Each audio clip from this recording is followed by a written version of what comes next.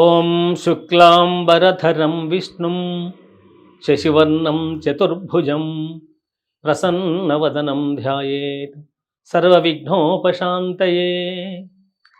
సదాశివసమారంభాం వ్యాసశంకరమధ్యమాం అస్మదాచార్యపర్యంతాం వందే గురుపరంపరాం. అస్మద్గురుభ్యో నమః. Hit TV ప్రేక్షకులకు స్వాగతం.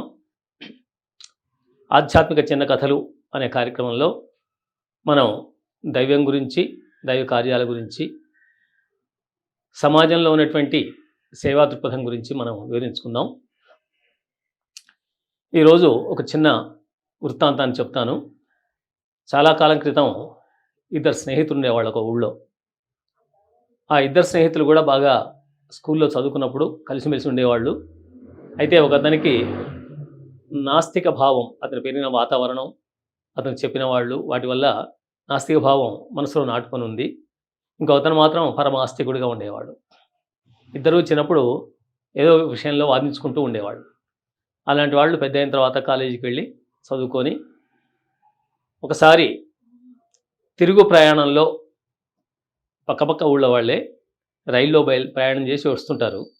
తిరుగు ప్రయాణంలో మళ్ళీ వస్తున్నారు. అనుకోకుండా ఇద్దరు కలిశారు రైల్లో. ఇద్దరు ఒకే కంపార్ట్మెంట్లో ఉండటం వల్ల ఇద్దరు మాట్లాడుకుంటూ వస్తున్నారు. మాట్లాడుకుంటూ వస్తూ చిన్నప్పుడు వాళ్ళు చేసినటువంటి కార్యక్రమాలు, వాళ్ళు ఆడుకున్న ఆటలు, తర్వాత వాళ్ళ కాలువ దగ్గర రాత్రిపూట వెళ్ళి ఆ వంతెన మించి దూకేవాళ్ళు, నీళ్లలో దూకి ఈదులాడటం అవన్నీ గుర్తు చేసుకొని ఇలా మాట్లాడుతూ అప్పుడు మొదటివాడు అన్నాడు, ఏమయ్యా నువ్వేమన్నా మారావా, ఇంకా నాస్తికుడిగానే ఉన్నావా అని అడిగాడు. నాస్తికుడిగా ఉండడం ఏంటి, దేవుడు కనబడితే కదా మనం నమ్మడానికి అని చెప్పేసి అన్నాడు. దేవుడు ఉన్నాడు అని ఈయన అంటాడు, ఉంటే ఎందుకు కనిపించడు అని ఆయన అంటాడు. ఇలా ఇద్దరు వాదించుకుంటూ దగ్గరగా స్టేజ్ దగ్గరికి రాగానే కొంచెం ముందుగా ఆ మొదటివాడు అన్నాడు, నువ్వు ఒక పని చేయి, ఇప్పుడు రైలు దిగుతావు కదా, నేను నీ తర్వాత స్టేజ్లో దిగుతాను, ఇక్కడ దిగిపోతావు కాబట్టి మీ ఇంటికి వెళ్ళేప్పుడు చీకటి అయిపోయింది, ఇవాళ కూడా అమావాస్య రాత్రి, నెమ్మదిగా వెళ్తుంటావు కదా, వెళ్ళేప్పుడు భగవంతుడి మీద మనసు పెట్టి ఈ ఒక్కరోజు రైలు దిగినప్పటి నుంచి మీ ఇంటి దాకా ఆయన పూర్తిగా నమ్ము, దృఢంగా విశ్వసిస్తే నీకేదో ఒక నిదర్శనం కనబడుతుంది అన్నాడు. అనేసరికి సర్లే చూద్దాం, మిత్రుడి మాట ఎందుకు కాదనాలి, ఈ ఒక్కరోజు నేను చూస్తాను, దాంట్లో అనుమానం ఏం లేదు అని చెప్పేసి, నువ్వు మాత్రం మొదటి నుంచి నమ్ముతున్నావు కదా, నాకే నమ్మకం లేదు, అయినా సరే నీ మాట మిత్రుని మాట కాదనలే అని చెప్పేసి రైలు దిగుతూ ఉంటే ఆయన ఇంకొక మాట చెప్పాడు మొదటివాడు, మిత్రమా, నువ్వు దేవుడంటే సినిమాల్లో చూపించినట్టుగా నువ్వు 4 చేతులు, శంఖచక్రాది ఆయుధాలు ఇవన్నీ చేతిలో పట్టుకొని నీకు అలా కనిపించాడు. ఏదో ఒక నిదర్శనం మన జీవితంలో కనబడుతూ ఉంటుంది. ఆ నిదర్శనం కనబడ్డప్పుడు అప్పుడు భగవంతుడు అనే విషయాన్ని నువ్వు నమ్మాల్సి వస్తుంది అని చెప్పేసి అన్నాడు. అలాగే ఒకవేళ ఈరోజు నాకు నిదర్శనం కనిపిస్తే తప్పకుండా నేను నీలాగే ఆస్తికుడిగా మారిపోతాను, లేదంటే ఇక నేను నమ్మను, ఇదే మొదటి చివరి అవకాశం, ఫస్ట్ అండ్ లాస్ట్ ఛాన్స్ అని చెప్పేసి అన్నాడు. నేను నవ్వాడు, మంచిది మిత్రమా, ఉండు మరి రైలు లేట్ ఉంది దిగు అని చెప్పేసి అన్నాడు. దిగాడు, దిగి వెళ్ళిపోతున్నాడు. అక్కడ స్టేషన్లో లైట్లు ఉన్నాయి, బయటకు వచ్చిన అంతా చీకటిగా ఉంది బాగా. సరే తనకు తెలిసిన దారి కాబట్టి, వాళ్ళ ఊరే కాబట్టి ఊళ్ళోకి వెళ్తున్నాడు. అతను ఊళ్ళోకి వెళుతూ అవన్నీ జ్ఞాపకం చేసుకున్నాడు. తన మిత్రుడితో జరిగిన సంభాషణ అవన్నీ జ్ఞాపకం గుర్తు చేసుకుంటూ నెమ్మదిగా ముందుకు సాగాడు. వాళ్ళ ఊళ్ళో ఇద్దరు చదువుకున్నారు కాబట్టి ఆ కాలువలో దూకడం, స్నానం చేయడం అవి గుర్తొచ్చాయి.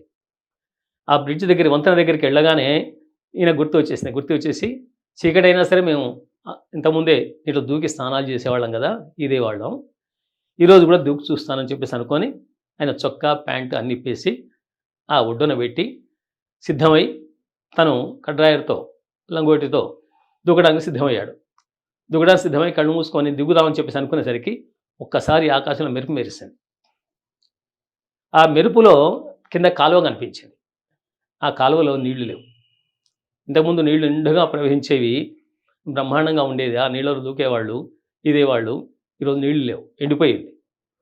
అయ్యో ఇదేంటి ఎండిపోయింది, నేను పొరపాటున దూకితే నా కాళ్ళు విరిగిపోయేవి, నా ప్రాణం పోయేది కదా అని చెప్పేసి అప్పుడు అనుకున్నాడు.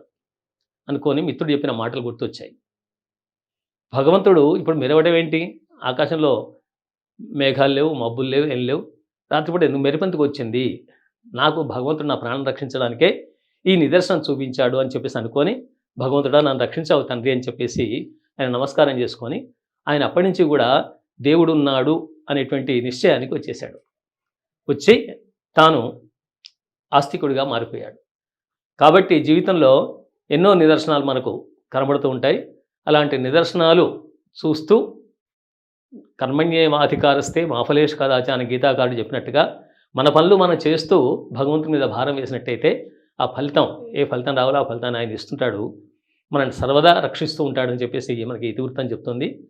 కాబట్టి విశ్వాసం అనేది మనిషిని ముందుకు నడిపిస్తుందని చెప్పేసి మనకి ఈ వృత్తాంతం చెప్తుంది.